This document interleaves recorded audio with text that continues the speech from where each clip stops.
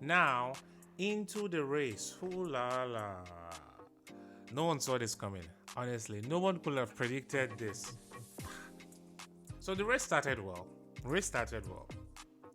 Max Verstappen, as the lights went out, he was there. He was moving. I think he almost pulled a 1 second gap after the first lap, but then on the second lap, he was overtaken by Carlos Sainz. I was like, yo, yo, yo, yo. I was watching the race. If you watch the watch along, I think if you've not watched it, you should always join. During the watch along, I was like, yo, yo, yo, yo, what's going on here? What's going on here? It doesn't make sense. How is Max being overtaken by Carlos Sainz? It doesn't make sense. And yeah, it didn't make sense because Max was dealing with a problem. His right rear tire, the brakes were just overheating, and yeah, the brakes caught fire. I think at a particular time during the when he was still going, the everyone could see there was smoke coming out of the right rear tire. But I think Max was still going. He thought everything was fine, but I think he started smelling the smoke as well, and he was like, "Oh, there's smoke on my car. There's smoke on my car." And well, in a way, he brought it into the pit safely, but there was nothing they could do. I think the mechanics thought they could just bring out the tire and replace it, and maybe he could just keep going. But nah, there was literal fire. It caught fire when he was coming into the pits. The right rear tire caught fire, and yeah, by the third lap, Max was out. That was surprising. The last time Max Verstappen actually DNF'd in a race, like did not finish the race, that goes back to 2022. Actually, it was in Australia. Yes, Australia 2022. That was the last time Max Verstappen had a car issue.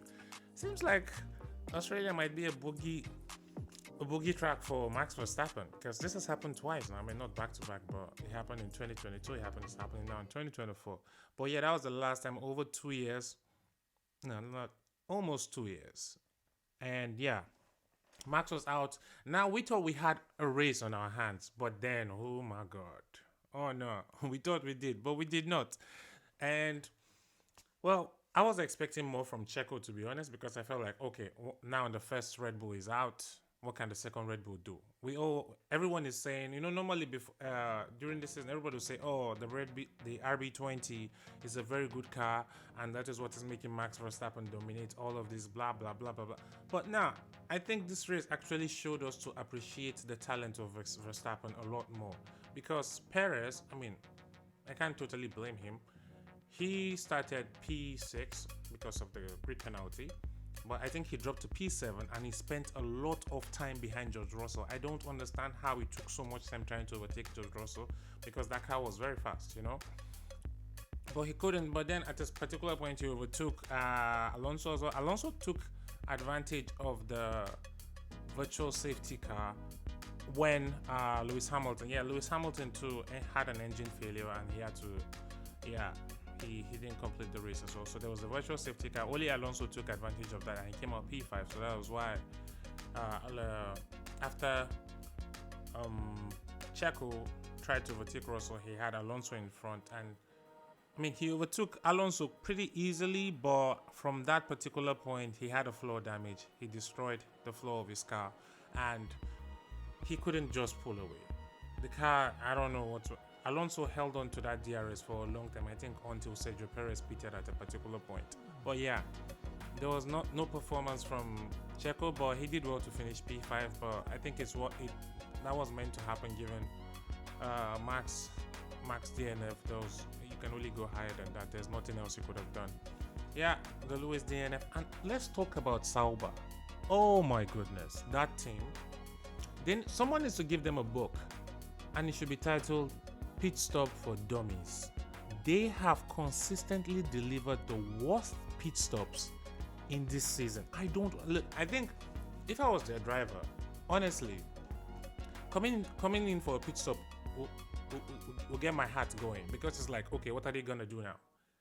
They consistently, I mean, a fast pit stop, everyone considers a good pit stop 2.5 seconds. Sauber, no, we only do 30 seconds around here. We only waste your time. We like keeping you in the garage. Your car looks good. It's shiny green. Let's keep it here for you. So yeah, we like looking at the car very well. So we keep it here. We keep it here. It doesn't make sense. Like, how do you consistently deliver? Did you change? I mean, even if you are changing the tractor tire in this competition, I'm exaggerating, but still, come on. Your mates are doing at worst they're doing 3.5, maybe four. I mean, even the decent later they had a decent pit stop though, but it was I think 3.6 pit stop for Valtteri Bottas. I think they basically messed up their drivers' race. Honestly, I think their drivers finished the last two cars in the race. So Sauber, they need to work on their pit stop. This cannot keep happening. It happened in the first race, happened in the second race, happened in the third race. When is it gonna stop? I think at a particular time they need to look internally and try to sort out what the issue was. Also, the second Mercedes, George Russell. Wow, George Russell at the end of the race had a very, very, very dangerous crash. He was lucky, honestly. I'm glad there was no car coming behind him at a very high speed because it could have been very unfortunate. Like the outcome of that, if there was another fast car behind him, then it could have been a different story. I mean, I think the video is already trending now that everyone can see that he was trying to get the race control to red flag the race at the point when his car flipped and fell on the road on the track. So I'm just glad nothing happened, and yeah, he's fine, but he didn't finish the race. Both Mercedes out, so that's why I said at the beginning, yeah, Mercedes got work to do because they're having issues with pace, and now their drivers are not finishing races. It's a lot. But then also, George Russell's crash didn't just happen like that. I think he was trying to catch Alonso. He was chasing Alonso, and I think because of a little maneuver Alonso did, that might have caused the crash of George Russell. Now, for me, watching it, I don't believe Alonso had anything to do with it because it's just Alonso being Alonso. When he's defending, he tries a lot of things, and I think anyone that watched the race between Alonso and Sergio Perez last year in Brazil, the third and fourth position, the race for third and fourth position, that was classic Alonso. You could see he was testing different race lines, braking earlier, entering the corners faster, all of that stuff.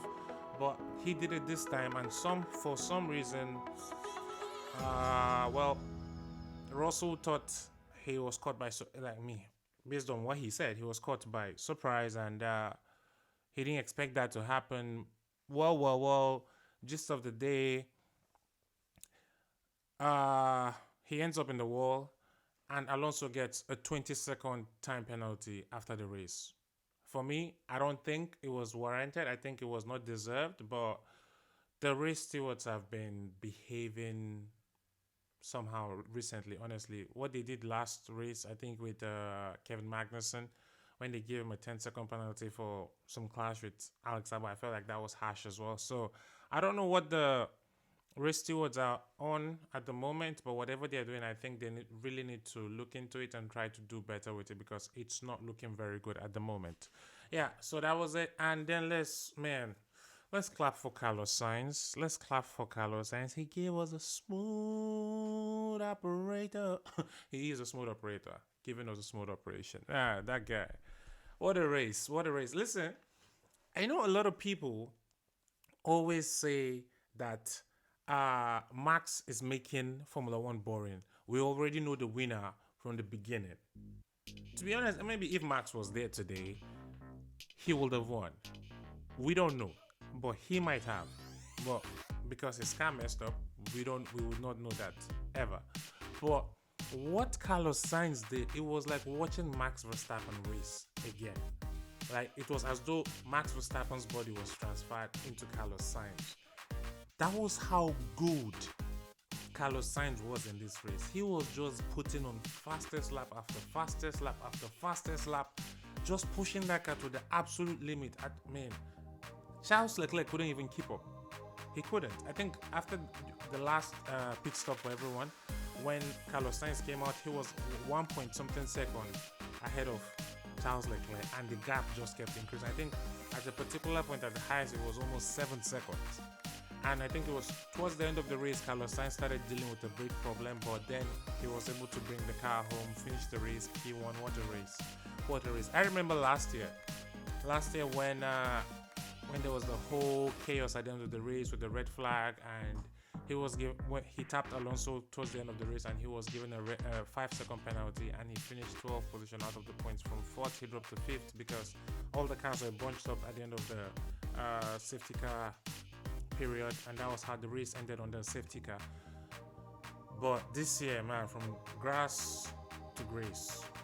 Last year he was out of the points. This year he led, I think, from lap 3 till the end. Till the end. Carlos Sainz, what a drive, honestly. And for someone that just came out of a surgery, he did very well, to be honest. There's nothing else you can say. He was a driver of the day. He deserved all the plaudits, and I can't believe Ferrari are actually letting this guy go. I think Ferrari made a decision too soon. Well, I know, yes, Hamilton might come in and do better things than Carlos Sainz. But honestly, I feel like that they could have waited to make this decision. I felt like they made the announcement too soon. Because if they didn't make the announcement, they could have still said, Hamilton, just sit once. And I don't think we'll need to do this anymore. Just, we can do this another time, but not now. So yeah, that's it. And shout out to Haas. They didn't start the race very good, but both cars finished in the points. Kevin Magnussen 10, Nico Hülkenberg P9. I think this is actually good. When was the last time Haas had back-to-back races with points? Honestly, I can't remember. I honestly can't remember when last that happened, but this is a good thing for them. I think so far so good. They've done well. And also shout out to Yuki Tsunoda. Yuki, what a drive. Yuki qualified in Q3, started the race 8th, finished the race in 8th position. I think he finished the race in 9th, but was it 9th? No, he finished in 8th position, but after the time deduction, the 20-second penalty for Fernando Alonso, it took him up to 7th position. So that was very good points for the Racing Bulls team. He is basically dragging that team in the Constructors' Championship at the moment. So yeah, Formula 1 just got a lot more interesting. The gap between the top 3 or top 4 is actually very close. I think right now is Verstappen, Leclerc, Perez, and Sainz. I'm not sure. I'll check. I'll put it for you so you can know the current standing of the top 4. So yeah, honestly, that's what a race we had. It just had everything. I'm not even sure I covered everything with all of this, but I mean, just amazing. I've got no words. It's not like the race was there was so much overtaking or something. It was not that amazing. It was not that, no, but it was just that the amount of things that happened, the chaos that ensued, the drama from the beginning. I mean, this is the Formula One we were used to until Max Verstappen decided to be like, okay, you guys have had too much fun. Now let's make it boring because I cannot stop winning. I mean, and also I think we found the formula. We found the perfect concoction to actually prevent Verstappen continuous winning. Let me tell you what. Just listen, let's hear it out. Last year, when the next race was in Japan, what happened? What did Max Verstappen do? Did he perform? No, he didn't. What happened in that race? Carlos Sainz started in the front row. I think that race he started on pole, actually. I think Carlos Sainz started that race on pole. And what happened this time? Carlos Sainz was also on the front row. What happened also? George Russell crashed on the last lap of that race. So the portion of this is we sprinkle Carlos Sainz starting on the front row. Next race has to be Japan, and George Russell has to crash on the last lap. If we have that and we stir that up a bit, that is the portion that makes Verstappen not to win a race. We have to try. I don't know if we're going to make the entire race for the rest of the season to be, you just rename it Japan Grand Prix. I don't know, but we can't have it in Suzuka every week. So I mean, the next time Max Verstappen is not winning a race is maybe next year Australia again. Because at this point, Japan, From Japan, it's gonna be pure domination, except if something happens in Monaco or Singapore again. But for now, I don't see anything stopping Max. I think Red Bull will look into this to make sure it never happens again. When it comes to the brake issue, I'm sure it's something they'll look into. And honestly, Red Bull Racing are a very good team, and once they take something like that into account, I doubt it will happen again. Especially given now that the constructors championship and drivers championship has been blown wide open. We have a race. We have a title race on our hands again. That's it. Honestly. Anyway, for me to end this video, let me get into my predictions let me just review my predictions. Honestly, there's no point making a different video for that. Let's just finish it right now.